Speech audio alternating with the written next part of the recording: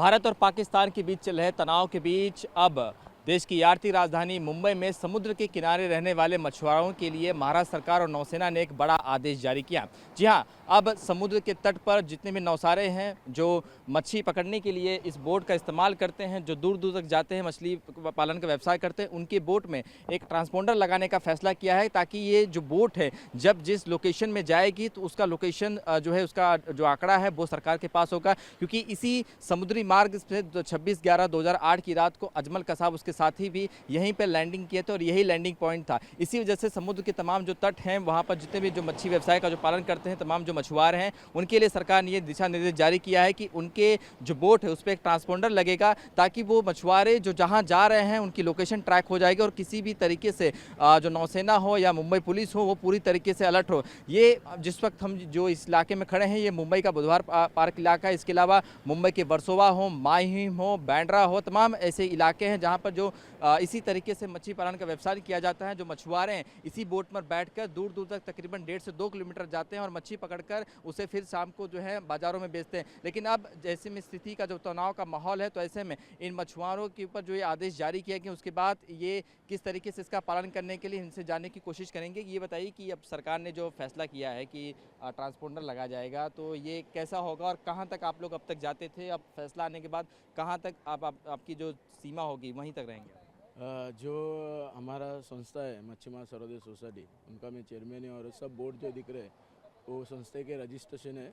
और जो ट्रांसपोर्टेशन जो आप बोल रहे हैं, जो हमारे फिशरीज जो खाता है, जो फिशरीज खाते से जो ट्रांसपोर्टेशन ला रहे हैं और बिठा के दिखाया उसका भी कितना तक चैनल जाता है वो भी उनका सब लगाने के बाद उसका चैनल कितना तक जाता है उसका भी रेंज पकड़ रहा है। वो देखने के बाद रैकी भी किया है। उसका ट्रांसमिशन जो बिठाने का उसका चार्जिंग बहुत कम होता है, इसके लिए वापस उसको निकालने के बाद अभी वापस महाराष्ट्र शासन ने जो फिशरीज से लाने का वादा किया है वो अभी सब बोट को लगने वाला है। और अभी जो पाकिस्तान इंडिया पाकिस्तान जो चल रहा है इसके तनाव में जो अभी हमारे शासन ने जो हमको गाइड्सलाइन दिए जे 2-3 दिन पहला, तो हमने वो गाइड्सलाइन सब फिशरीज को दे दिए और नेवी कोस्ट गार्ड सबको वो पहुंच गए हैं। तो इसके लिए अभी समुंदर में जितना भी बोट जा रही है तो टोकन लेके और सब सिक्योरिटी के बाद में ही अपना डेटा लेके ही अंदर सब फिशिंग के लिए जा रहे हैं। जो बोट जो गुजरात बॉर्डर तक जा रहे हैं उनको सबको रुका के अभी साउथ में ही अभी फिशिंग करने को बोला है, क्योंकि पालघर, ढानू और ये जगह पे सबको जाने को रद्द किया है। क्योंकि अभी जो फिशिंग करने का है वो साउथ में ही करने का जो शासन ने हमको किया है, क्योंकि कभी भी किधर से ही ड्रोन आ सकते हैं, नहीं तो बोट हाईजैक करे। जो 26/11 का आप जो बोल रहे हो जो हो गया था वो अभी तक हम लोग भूले नहीं है। इसके लिए जो हमारा जो बोट वालों को सबको बोल चुके हैं, क्योंकि अभी जो 1039 जो नंबर है जो नेवी कोस्ट गार्ड और सागरी पुलिस का, इसके लिए सबके दिमाग में वो नंबर बैठ चुका है। और कभी भी कुछ भी होए तो कौन सा भी बोट आए तो वो कभी भी उस पर कुछ रहेगा, कौन सा फ्लैग रहेगा, कुछ रहेगा, तो सब हम लोग को आदमी को मालूम गिरता है। तो इसके लिए अभी शासन ने हमको जो कुछ इंस्टेंट सूचना दी है वो सब हम बोट वाले को दे चुके हैं। अच्छा, कितनी बोटें होंगी और कितने मछुआरे हैं आपके इस संस्था में और कितनी बोटें रोज जाती हैं मच्छी पकड़ने के लिए और कितनी स्टैंड बाय रहती हैं, ये बताएंगे? अभी हमारे संस्था के जो बोट है इधर छोटे बड़े जो दिख रहे वो 250 पौने 300 तक बोट है। और सोसनटॉक में जो बड़े बोट है जो गुजरात बॉर्डर तक जाते वो 80-90 तक बोट है। तो अभी जो ये 4 दिन पहला जो तूफान हो गया था इसके वजह से तूफान के लिए सब बोट घर पे आए थे, क्योंकि इतना बड़ा तूफान था कि सब जगह पे तूफान ने पूरा हंगामा किया था।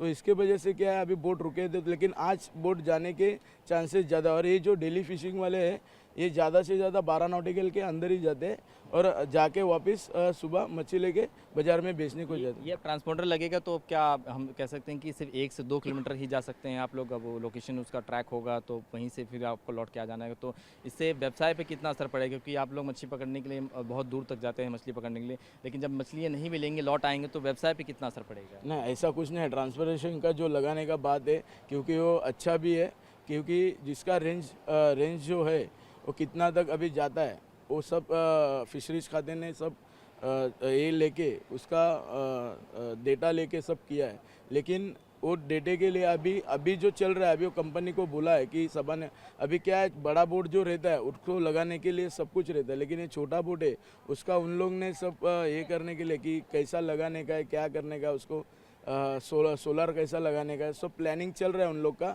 तो अभी थोड़े दिन में उन लोग बोल रहे थे कि लगाने का सब, लेकिन उसका जाने का और मछली पकड़ने का ऐसा कुछ नहीं है।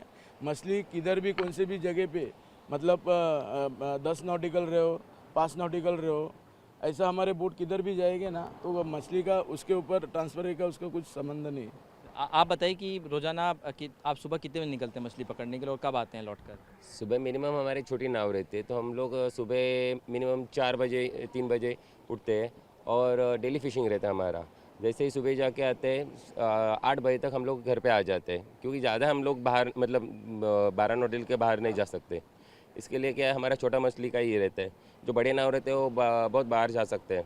ऐसे सिचुएशन में थोड़ा सा पैनिक होता है कि ज़्यादा दूर नहीं जाना चाहिए, चलो यहीं से लौट आते हैं, क्योंकि जिस तरह से यहाँ पे अजमल कसाब आया था और ऐसे में फायरिंग भी हो रही है दोनों तरफ से, तो थोड़ा सा माइंड वो रहता है कि ज़्यादा दूर नहीं जाना है, ऐसा भी होता है? वैसा होता है, क्योंकि अभी के जो सिचुएशन है उसमें माइंड में लेके चलते हैं कि कहीं से भी अभी क्या है, किसी का भी नाव हाईजैक करके वो आ सकते हैं। बिल्कुल। तो उसमें हमें भी सतर्क रहना पड़ रहा है कि ऐसा ना हो कि वो हमारी झंडे मतलब इंडिया फ्लैग्स लगा के आए और हमारे साथ है और कुछ आरडीएक्स वगैरह लेके आए और यहाँ पे कुछ भी कर सकते हैं। तो हमें भी सतर्क रहना पड़ रहा है, क्योंकि हम लोग नहीं जान सकते कि इंडिया फ्लैग से हमारे कपड़े वगैरह पहन सकते हो। तो इसीलिए हम लोग भी सतर्क हैं कि कहीं कुछ अनहोनी न हो जाए, बाकी कुछ नहीं। इसके बताइए कि रोजाना आप लोग कितने लोग साथ में जाते हैं? क्या एक बोट पे एक ही लोग रहते हैं कि 2-3 लोग रहते हैं? हर नाव पे मिनिमम 5 लोग रहते हैं, 5 लोग की ज़रूरत है। या बड़े बोट पे या छोटे नाव रहते हैं उसमें 3 लोग तो मिनिमम तो रहते ही है, क्योंकि 3 लोगों के बिना बोट जा ही नहीं सकती। बिल्कुल, देखिए ये वो तस्वीरें देखिए, ये तमाम 250 से 300 बोट जो है यहाँ से रोज़ाना मछली पकड़ने के लिए यहाँ से जाते हैं, लेकिन अब इस पर ट्रांसपोंडर लगा दिया जाएगा ताकि जो है इसमें जो लोग जो मछुआरे हैं जब जाएंगे तो उनका लोकेशन जो है वो जो है ट्रैक होगा, ताकि वो कहाँ जा रहा है, क्योंकि इसी मार्ग से 26/11/2008 की रात को अजमल कसाब उसके साथी जो है यहाँ पर मुंबई में दाखिल हुए थे और अंधाधुंध फायरिंग की थी। तो उसके बाद से अब ऐसे में सिचुएशन में जब तरह से भारत पाकिस्तान के बीच तनाव का माहौल है, तनाव की स्थिति है, तो ऐसे सिचुएशन में समुद्र के तट पर तमाम जो रहने वाले मछुआरे हैं उनको लेकर महाराष्ट्र सरकार ने सख्ती लगाई है और उनका लोकेशन ट्रैक किया जा रहा है, ताकि मछुआरे कहीं न जाए या उन्हें कुछ इसके बारे में या संदिग्ध कोई व्यक्ति दिखता है तो उसके बारे में पुलिस को सूचना ज़रूर दें। कैमरामैन सुभाषिस दाम के साथ शुभम पांडे, TV9 भारतवर्ष, मुंबई।